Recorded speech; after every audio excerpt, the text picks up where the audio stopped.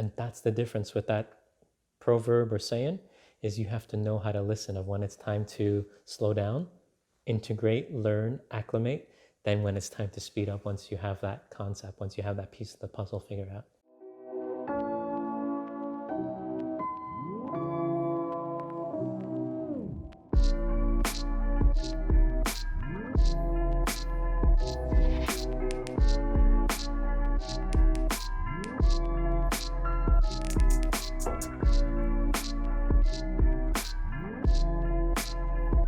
Welcome everybody to another episode of The Human Blueprint. I'm Angelo and I'm here with Herman today in person, and we're excited to go over some more of these life sayings and to bring some more truth to you, if that's okay with you. That's more than okay. Okay, so we'll get right into this one. So the first saying that I have, Herman, is slow and steady wins the race. Okay. So have you ever been slow and steady? Yeah. Actually, no, not really. Because steady would mean consistent. See, most people, and this is just us talking, and for the listener who's listening, a lot of people who are slow, they're not steady. They're slow, but they're steady at being slow. Mm-hmm. So when a time comes or the time arrives for opportunity to present itself and it requires us to get up, move, do something, we just wanted to be slow. So then we became so good at slow when it came time to take the action or came time to move. All of a sudden the muscles didn't want to cope. All of a sudden the body didn't want to cope. And so it's very difficult to get results that way. Mm-hmm. Does that make sense? Mm-hmm. And so that's why understand it in context. If someone's going to be slow, understand that that's your learning time, but you can't stay there forever, right? Some people are slow learners. That's okay. Some people require more time to learn. That's okay. But it doesn't mean you stay there forever. You see so many teachers or people or mentors or parents that because the child or someone is slower and don't pick things up as quick as what they want them to, they impose a lot of that negativity into them, and then it ruins their ability to grow because they think that's what they need to stay. They need to stay slow. Do you know what I mean? Mm-hmm. So is there ever a time to be slow in life? Course. When we learn something, we have to learn to integrate that before we can apply it. A lot of times people want to go too quick in the learning process, and then they bypass and they miss the whole concept, or they bypass and they miss the details, or they bypass and miss the important things. And then when it comes time now for the details or the important things that they missed, those are the things that matter the most. And then you look at relationships when you no longer pay attention to detail, when you don't pay attention to the little things, what happens to the relationship? Right? It hurts the relationship. So it just as much as you say you don't want to be slow in too many things, you also don't want to be too quick in too many things. You have to learn to find that perfect equilibrium so that when you learn and you take your time to learn, you're learning it the right way, but you're also learning that you're figuring out how to apply it right away. A lot of times people, and maybe you can speak to this, when you learn, you want to learn really quick. But then when you apply, then you apply a lot of slow results, slow action, slow results, slow action. Why can we learn a little slower to make sure we truly understand inside and out everything it's about? And then we can speed that up and apply much faster. It's like when we look in nature, you look at an animal, people think turtles are so slow. So you heard of the story, the tortoise and the hare? Mm-hmm. So who won that race? I don't know. So I don't know. I just know the story. But what happens is when the tortoise is always going to be consistent, it doesn't get derailed. It doesn't get cocky. It doesn't come across as being like, I'm better than you. Mm-hmm. So it just focus on little bit, learn, little bit, learn, little bit, apply, little bit, apply. And it's just focused on being consistent, right? Right. But you don't want to be that slow because other people are going to bypass you. In today's world, everything is a lot faster, right? Correct. So then you take that learning to take things slow when you integrate, when you learn, but as soon as you learn it, then you apply like the rabbit, like the hare, so that you can move faster, so that you can get from point A to B faster. Right. I think it goes back to the quote that you shared, that the longer that you take to change, then it's harder to actually change. Correct. So it's almost like if you learn something new, better to apply it quickly, take your time to learn it, but then apply it quickly, so that you can get to the result faster. Is that correct? Correct, because For every moment that passes, that you claim that you learned something, that you claim that you have something, that you claim that you acquired something, whether it be knowledge, wisdom, whatever you want to call it, and the longer it takes for you to apply, the further, the longer, the further, the longer, the less chance of positive results. And so a lot of people, when they learn something once, they feel they know everything. It doesn't work that way. That's why when you're slow, you have to take your time to learn as much, put the pieces of the puzzle together, a little bit at a time. But then when you, let's say you want to apply for the job, apply yourself, take what you learned, apply it, right? Just like how you taught yourself video work, right? You learned it, watched the video, right away you applied it, right? Same thing when you play sports, you see how someone does it, like that, you apply it, right? And then that practice right away, you get better results. Yeah, because I think you have to actually practice to develop the skill, because if I would have just YouTubed how to do certain editing things and I wouldn't actually do it right away, correct, it would mean nothing. Nothing at all. And it would go out. Like you may have learned it, you may have liked the video, right, but it wasn't yours, right? Because you didn't do anything with it. And so it escaped. Is that a common thing in today's world? So many people want to learn that way. And they become theory lovers, where they like the theory, they like how this sounds and all that. But when it comes time to the application part, that's where things tend to get shaky. Because everybody can always theory. But when it comes time to the reality of how you're going to take that theory and apply it into reality, that's where you separate the good from the great. You can have all the great theories in the world, but in order to be great in this world, you have to take the theory and have the application and use that application in the most practical manner. And the more simplistic you can make that, the easier you're going to make other people's lives, the easier you're going to be compensated for that effort. So then it sounds like the key ingredient is steady, though. Of course. Consistency. Of course. Do you know the greats, like in sports, or the greats in anything they do, whether they own their company, own their business, whatever it may be? They're always learning. They're never afraid to learn. And you look at all the people who are watching those other people do great things. What are they doing? They're not learning. They're just not at the same speed and not at the same rate. Do you understand? So they're slowly learning this stuff. They're slowly being steady with the consistency. But as soon as they can grasp the concept, as soon as they learn, how can I put this piece of the puzzle to fit the full picture? They run. Do you understand? And so many people no longer run. They're so busy, want other people to put the pieces of the puzzle together. They want other people to do it for them. And they just don't want to do anything at all. Right. And then the results they complain about. And then they say they don't have purpose. It's like they want to see the puzzle done before they actually put in the work. Correct. So when you get on the flight or when you get on a plane to go somewhere, do you see the destination that you're already there before you get onto the plane? No. Do you even know the pilot's first name? No. Do most people even know the stewardess's first name? No. But yet you trust someone you don't know by first name to fly you from point A to point B. You trust the stewardess to bring you the drink that they weren't going to put anything special inside of it because you gave them, a bad attitude, right? And you don't know them by first name. Yet you trust the people who even built the vessel that you're sitting in to take you from point A to point B. And so why is it that you can trust that you're going to go from here to, say, the other side of the world, but let's say you've never been to that side of the world? How do you know that you're going to get there? How do you know that that even exists? You just believe. So you believe in others to do their professional job to get you where you want to go.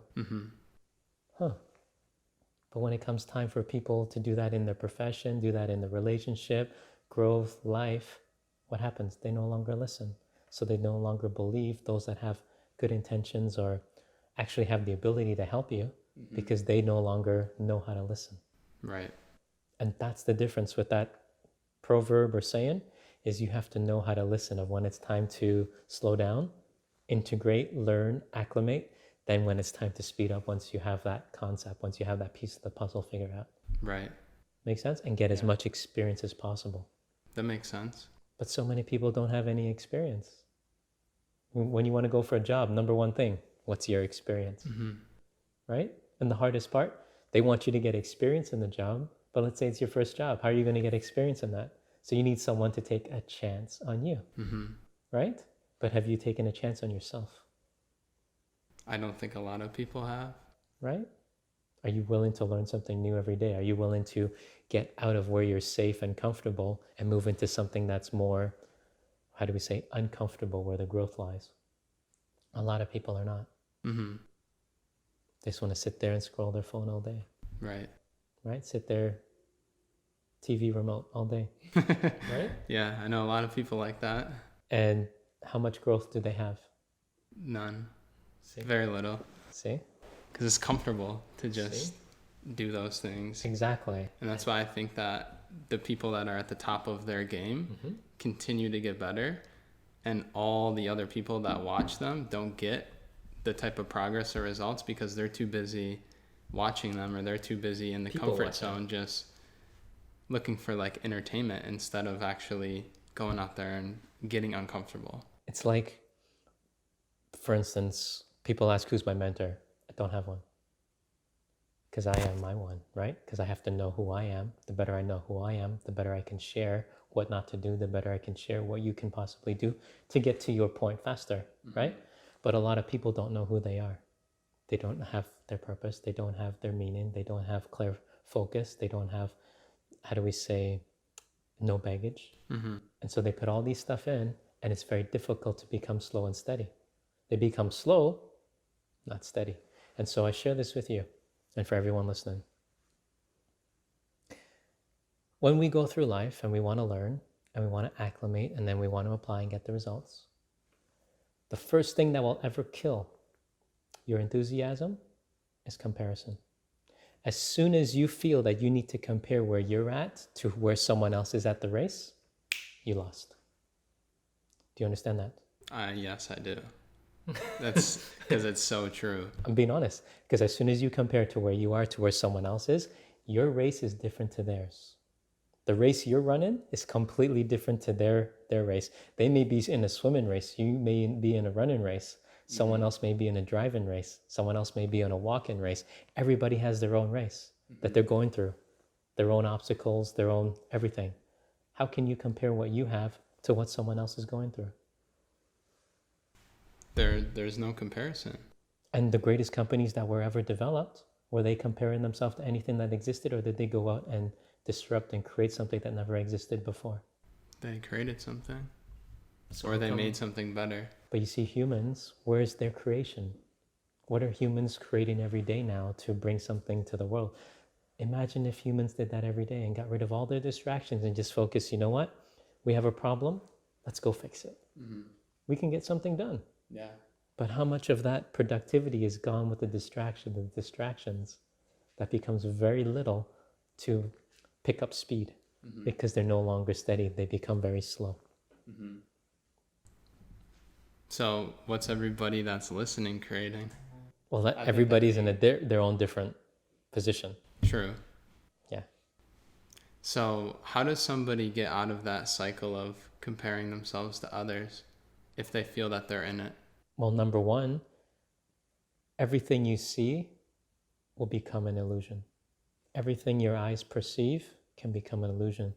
And that's why when people go to a magician or an illusionist, they pay money and they're enamored and they're so breathtaking because the person was able to fool you. But these lie to you, and they know exactly how to twist the hand, what to say to you, to get into your mind psychologically, to make you perceive or not perceive something. Do you understand? And it's always about the props. Right. And so for you, you have to make sure, are you being lied to yourself? Are you seeing what's actually true? Are you seeing what's actually accurate? And when you see other people going through their race, you have to stop using those. Because you have to use this. You have to use this to feel, what can I do to help them on their race? What can I do to help this other person in their race? What can I do to make sure that I don't hurt their race? How can I pass the baton to maybe get them past that finish line? How can maybe I develop that relationship? Maybe they have the baton I need to get past my finish line. That's the feeling. and see so many people on this planet hurt each other because they hurt each other's feelings. And then they become so unforgivable, and they become very slow. All the baggage slows you down. And then you no longer know how to speed up. And because you no longer know how to speed up, it becomes very difficult to get the desired outcome. I'm going to be honest, I don't think that anybody asks those type of questions to themselves about like helping others get ahead. Nobody does, because when you're in comparison, you never think in that. Right. And you also think that the amount of success in the world is almost limited, that like you need to get your piece of the pie. Okay. Because I've noticed this within myself, where it's like when I was in that comparison mode, I would look at other people that had success and it almost took away from me. And I felt like what you perceive to be success. Exactly. But go ahead. Exactly. But I would feel that like if this person had success, it almost like took it away from me. But that's such an illusion, and that's so false. But I do feel like a lot of people could relate with that. So let's say you're in 100 meters and the gun goes off to start, but you had a slow start.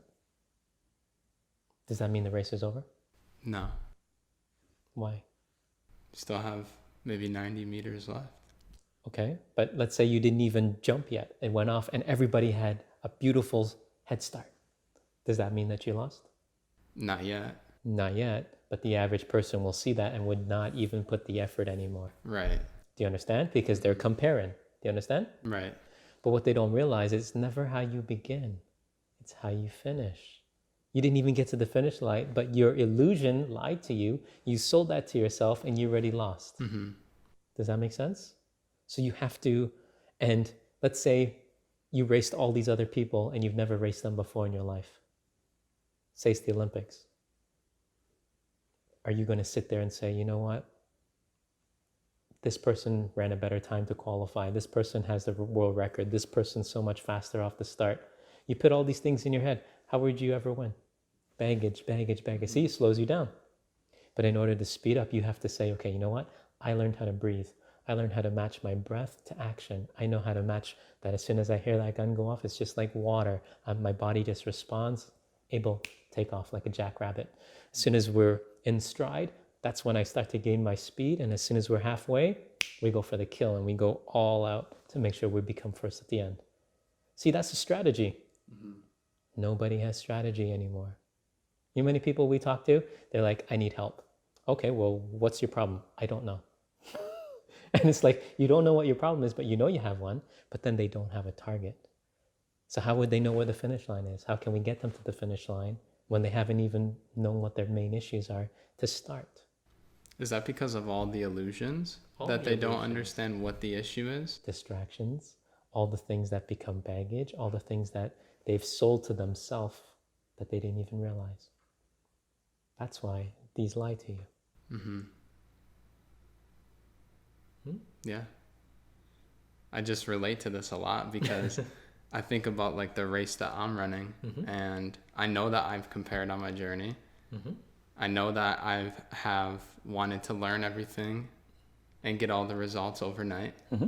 So I think all of these are relevant, but it's important to understand the wisdom that you're sharing so that you can finish the race and, you know, actually run the race that matters to you.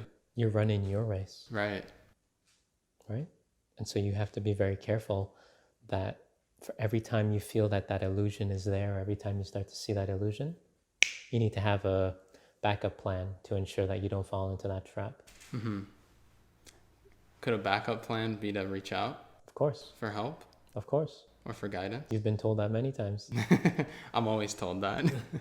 Right? And because a lot of people, they don't want to listen anymore. And as soon as we stop listening, then we get bad results.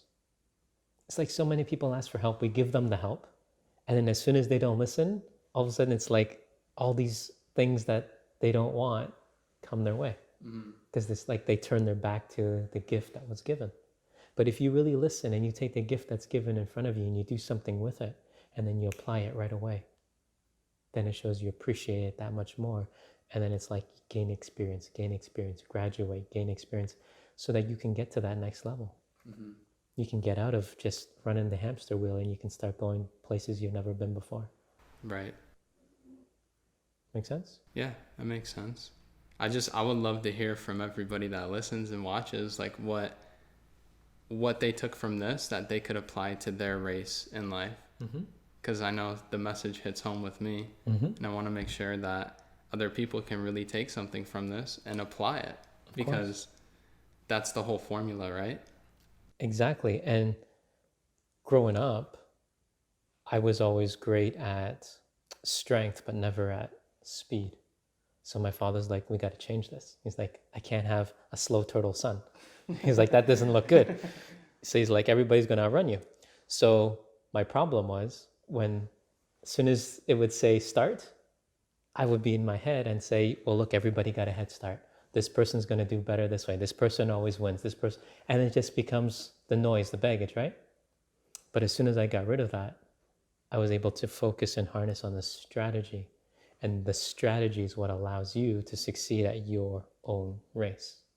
You think you're racing other people. You're actually racing yourself. Exactly. And whoever races and beats themselves the fastest is able to get to that finish line.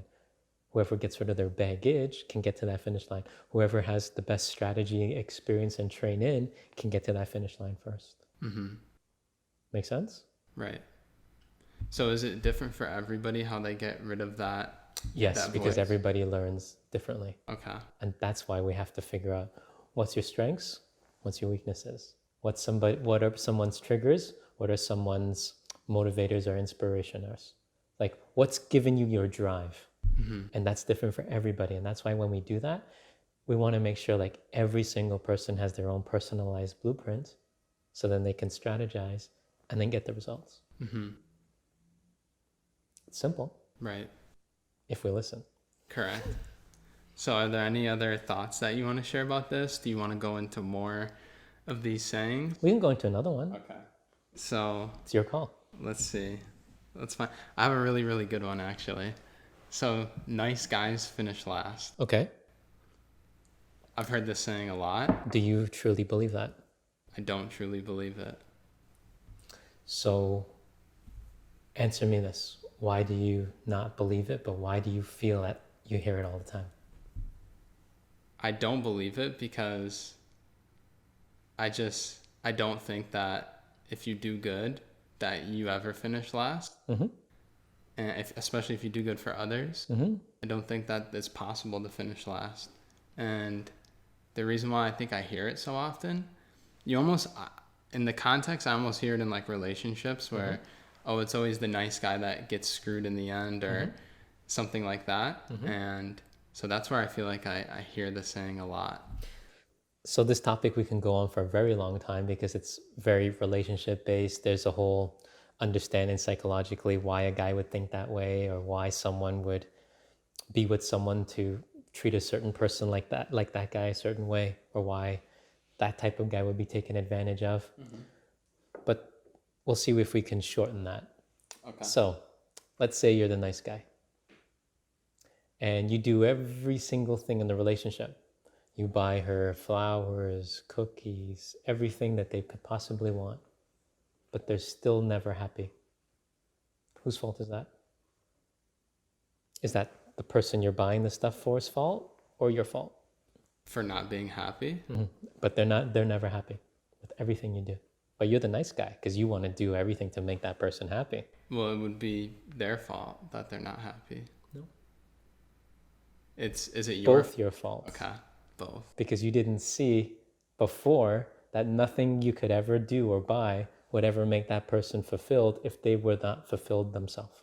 If little things in life that didn't really matter and they only wanted like the next high or the next sweet or the next beautiful thing all the time, and they can never be happy with what they have right in front of them, anything the nice guy does wouldn't matter. But the nice guy will always choose the one that will treat them bad because they want the look and they think that certain look that they want. And the only time that that look will go for the super, super nice one, majority of the times, is when that one feels like it can take advantage of the nice one. Right. So it doesn't mean you can't be nice, but you have to make sure there's a balance. You can't go out and max out your credit cards and do everything and waste all your time chasing and following and doing everything to make one person happy. And then that person doesn't even lift a finger to see how you're doing in a day. There's a huge imbalance there. Make sense? Right. So there's nothing wrong with being nice, but don't feel like you have to be always the nice guy. Right. You have to draw the line in the sand and say, okay, I want to help. This is what I'm willing to do. This is how I want to help you. This is how we can make this happen. Strategize. And if they're not on the same page, not on the same board, don't understand you on a completely different planet, maybe you don't waste your time. Right. Because it requires both people to be on the same page. But it's like where somebody who doesn't have the development psychologically, experience-wise, understanding how the other gender works, understand the different types of categories other genders fall in, like in terms of like archetypes, what type they're facing. And that's why when we help people with relationships, we have to identify all these things so that when they want to proceed with the relationship, they know this is my trigger, this is my line, this is what I'm willing to do, this is where we stand in the middle. I'm willing to do this, you're willing to do that, we have an agreement. Right. But so many people do relationships, they just rush in, fools rush in, right? 1 month they're dating, 6 months they're married, 12 months they're divorced. Because they never really got to know each other. Make sense? Is it because they didn't know themselves too? Of course, because they were slow to the experience, but steady in not learning. Right. Because they didn't really learn about the person. You have to take the time to learn about that person before you just rush in. Otherwise, you'll end up feeling the pinch later on if it didn't work out. Right. So if you took your time and took things naturally and organically, and you were taking your time to make sure you knew everything about this person, then you can see whether or not it's a good decision, because that's a lifelong commitment. Right? But a lot of people take that for granted now, think it's just snap of a finger and then they can go find another one. It's a long race. It's a long race. It's a marathon. Very expensive one. Right? So that's why we have to be cautious. Like when you say nice guys finish last, they never finish last, only if they choose to finish last. Right. You can always be nice, but draw the line. Make sure that both parties are given, not taken. Right. Right? And make sure you don't just, rush in. Right. Because it's a lot of times, a lot of relationships don't work out because they just rushed in too quickly. Right. Just because someone's in a relationship, we have to be in one. Or because your mother told you to do so, you felt the pressure to be in one. You know what I mean? So like, you shouldn't rush in. It should be naturally on your own terms. Right. That way you get to know yourself even greater, so you can get to know the other person better, so then they can get to know you even greater. Because the better you know yourself, the better you can share and display that to the other person. So I have one last thought, but before I get into it, I just want to say that if you're enjoying the episode, then like and subscribe if you haven't already, because we want to continue to grow, and that'll really help us, and we appreciate that. But so my thought is, I see how they're so interrelated. Like the race, slow and steady wins the race, and nice guys finish last. I see how they're related, because if you think that you're a nice guy and that you're finishing last, it just shows that you don't really know yourself, and you're possibly in that cycle of like comparison and not really like focused on your journey and your race. Correct. So before we go, we had a client, and this client sent me a few hundred photos. So he's like, help me find someone. I remember this. So we were like, okay, so we'll help you find someone. But he wanted to be the rabbit and like, oh, what about this one? What about that one? What about this one? What about that one? And it's like, do you even know this person yet? Do you even know their first name? Do you even know what they're bringing to the table? But they were prejudging. So I said, take this away. Take the looks away. Take the illusion away. Use this. What is it that you really want in somebody? Well, you want to have someone caring, kind, loving, all the positive things. Right. I said, but what are you bringing to the table? When you're aggressive, angry, upset, closed-minded, egotistical, how is that going to balance? So as soon as he started making some changes, all of a sudden, the illusion started to fade, so that the one that was always supposed to be in front of him, he never saw. And that's the one that they chose to be with, because that one was kind, caring, loving from day one. But they never saw them that way because they were only going after the illusion. That's very interesting. So how many of us also are enchanted by illusions, but we have everything right in front of us, but we choose to ignore it because we don't listen? That's a great question. Right? So do you have any other thoughts to share about these things? I think that's a good start. Yeah, I think so What do you too. think? I Right? think so too. I took a lot away from this, so Okay. I can only hope that other people can receive that message as well. Well, thank you. Yeah, well, thank you. And if you haven't, like I said, like and subscribe and leave a comment below and let us know if this resonates with you and how you're going to use it to grow as a person. Well, thank you. Thanks.